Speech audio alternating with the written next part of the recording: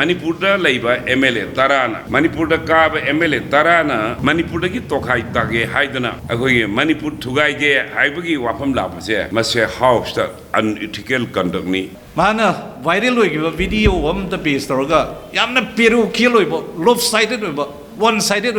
Punna as a prime minister, address of a moon 36 seconds you walk on Corpalameva. Correct for ML and Manipur to Gaigani have said, Massi Antona, the way the bus in the Palais, the Bahai, the Portamani, Moimatak, the actual low high speaker, I know. Daga Sama, 18 May 23, the Thabani. Bharat ki Pradhan Mantri, Honorable Prime Minister Shri Narendra Modi, Honorable Speaker, Bharat Laiva, Rayanti Dolgi, Opposition Leader Punama, Manipur ki Chief Minister, Manipur ki Speaker, Amuka Hanna, Hariba, Moitarana, Tauriba Thabaksha, Masi, unethical conduct ni Aduga. Manipur Assembly, the Manipur ki MLA winner, Election Commission ki Makada, Wasak Lauraga. Adugi Manunda, Manipur Assembly, the Bharat ki Sambidan ki Schedule 3 ki Makada. Manipur Assembly ki MLA ne na wasak lauraga Manipur thugai gani Manipur kannaba Manipur sem naba karak pa MLA na Manipur thugai gani have se masi onthona tawhei da ba sin da palhei da ba hai da ba poramani aduna mase action lobiyo hai nai Honorable Prime Minister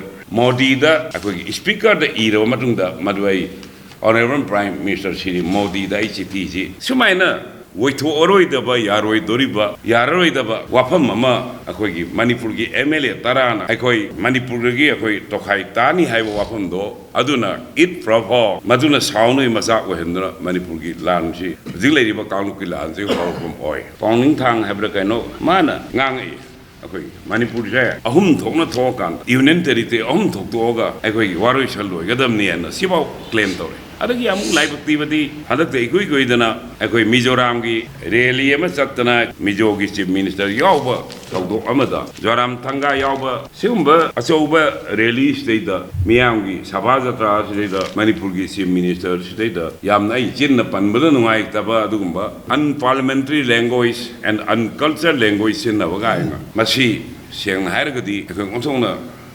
Live Tiba, Portamani, Hana Lowe, Supreme Court na Han Commission of Inquiry Eki Makada, Ekoi Judge, Hapaga, Inquiry Ama Satagani, Haina, Amisana, Manipura Lakanda, Ngarang, Gi Supreme Court na Anuba, Supreme Court na Kanba. Judge Mayama Torga inquiry Tony had was judicial inquiry led by Supreme Court. Taurumji welcome to I tam the guest for Adi Matanga, Bharat Prime Minister Shri Narendra Modi, Amasung, Bharat Home Minister Amishada, Commission of Inquiry Eki Makata by Hybrid inquiry to by appointing authorities government Webanina. Government Gimatak the inquiry to Bukanda, Moigi Judge can by one cannot choose the judge of his own cause. Maki Masagi Bisargi Damata, Man Apamba judge can buy the law, principal Nayade, a Maduto Binu Haidana, I memorandum Mama Aina, Jungi Tang Trati, Supreme Court na, Semba, Supreme Court na Litoba, Judicial Inquiry,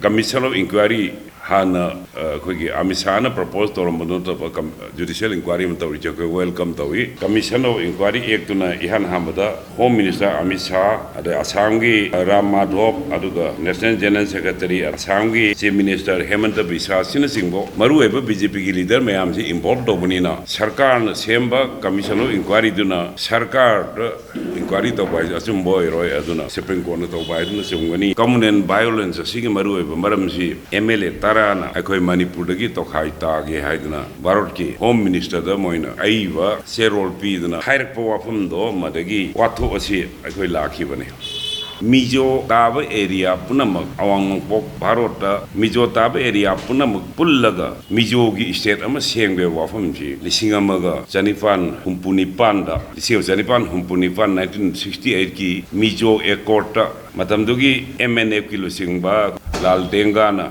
Mijogi, Chief Secretary, also Matamdugi, Paro Sarkar, Mohina, JP Pradhan, Home Minister, Sina, Equity Haripa, Equawapam, proposed away. Adubo, Moi Equina, the Singama Zamapan, Marfutaruk Dili, Jun Kuntagi, Memorandum of Settlement, Mijo, Ekot Aishida. Shida Adam Pale. The question of unification of Mijo inhabited area of other state to form one administrative unit was raised by the MNF delegation. It was pointed out to them on behalf of the government of India that Article 3 of the Constitution of India describes procedure in this regard, but that the government cannot make any commitment in this respect. Article 3 the boundary hongdo yun the way abagi procedure should be. Adubu government maduda kogi madugi procedure to madu no the assure to bongam di hai. Same thing hai bo wafam je sida soi to ri lal denga aduga RD Pradhan lal khama moi ahumna hai bo proposal je matum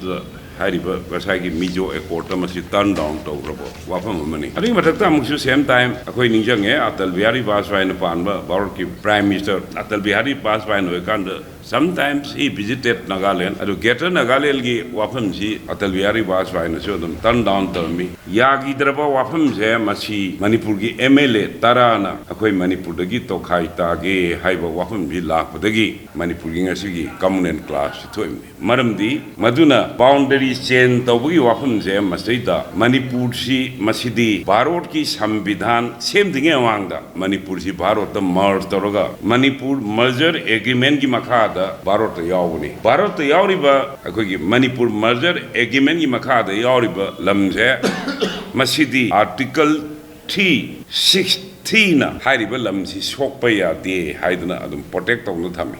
Sambidan Haivani, Sambidan Adam Haijavani, Masi, Mastadi, Sigi. Article 3 ki makada parliament the piri ba sakti jina hariba aikoi gi Manipur gi merger the yaugi ba khoi gi lam se khoi na merge to matam da we merge under the Manipur merger agreement with our political status population territory haiba territory share masti ngak tu thami aduga amuksu article 363(1) na hariba wafam se masi court case tongdana akhoi si yade na haiba yabagi adhikar chu Article 361 na bar tong tami. Prime Minister Koi Manipur matang da wangang di ngang haibi wa singasi ba ngang na boy tong le. Opening line oina nan 77 days sukanda mana viral oi video the base toroga yamna peru kilo lopsided one sided punna as a Prime Minister address to mo no da 36 seconds yo wakam kar palam me ba. He was trying to avoid Manipur issue. Manipur issue se ma avoid tawno hon of the top state Rajasthan gi Bengal gi meama law and order meama taweba. He was only trying to compare. I quite as a Manipur na northeast ki region da ngasi ba ning da thung da citizen amo ina ko haining be se. Why is the Prime Minister trying to evade the issue? The happenings Manipur thoi ba thodo me am sing it is not comparable. Ngasi Bengal da thokba Rajasthan da thokba or elsewhere Delhi da khang am ma thokba me am not comparable never. This issue, this crisis will be resolved through Parliament. This is our demand. As an ex-MLA, as a political activist, India why is the Prime Minister, Honorable Prime Minister of India, still silent on this issue?